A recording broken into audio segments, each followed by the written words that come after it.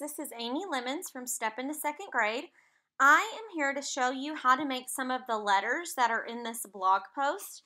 I've gotten lots of questions on Instagram and Facebook about how to make them, so I'm going to take you through some of the steps.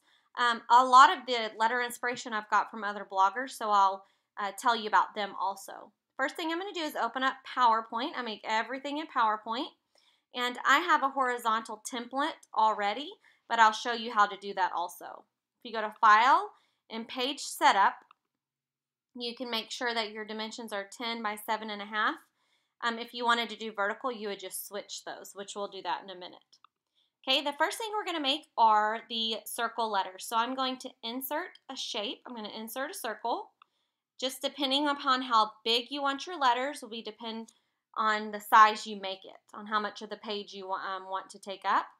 So it's going to put in this blue circle, and I'm going to change the shape fill to white and the outline to black.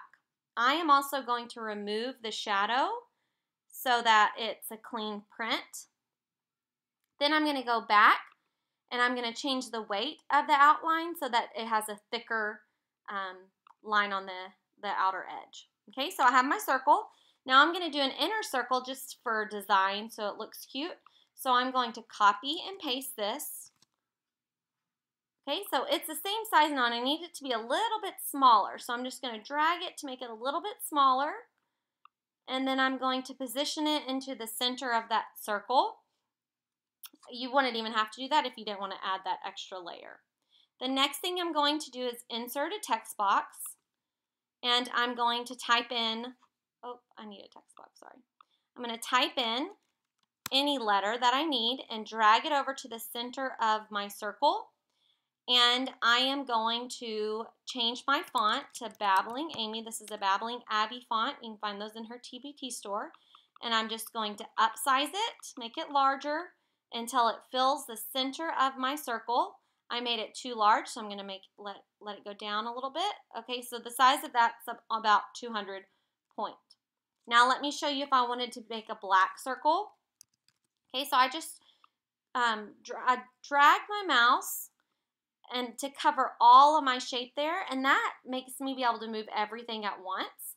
And so I can copy and paste and have multiple letters. That way I just have to go in, highlight my letter, and change it out. And I may have to reposition a little bit there. Okay, so if I wanted my circle to be black, I'm going to select my outer circle. I'm going to change the shape fill to black. I don't have to change the outline there. On my inner circle, I'm going to select it, change it to black, and then I'm going to change the outline to white. And then I'm going to change my font color to white also.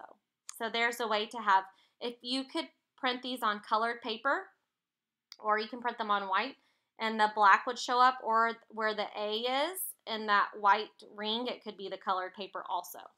Our next type of letter we're going to do is a square letter, which are a little bit easier to cut out. So we're going to go through the same steps. We're going to insert a square, just however big you want it to be, or rectangle, whichever one.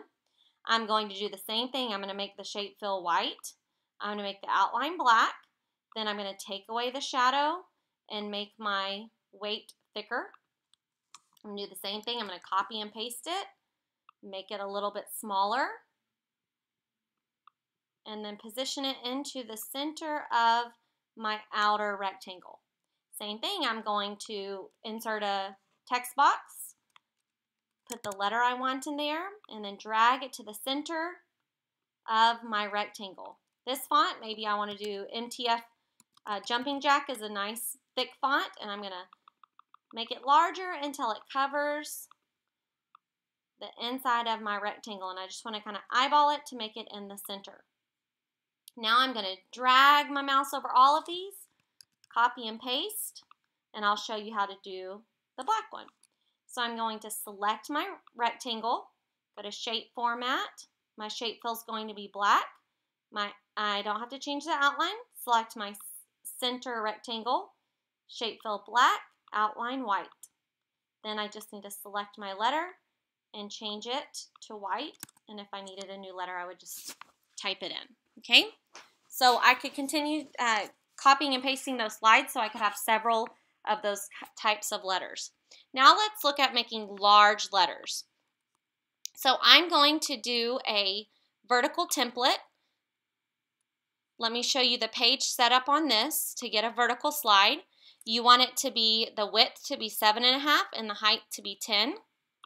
Okay, this first one is going to be, I found these letters from Rachel Lamb on the Tattooed Teacher, shared these, so this all credit goes to her. First thing I'm going to do is insert a rectangle into the center of my page, and I'm going to align that. So I'm going to arrange, align center, and then arrange, align middle. That'll make sure it's in the center of my page.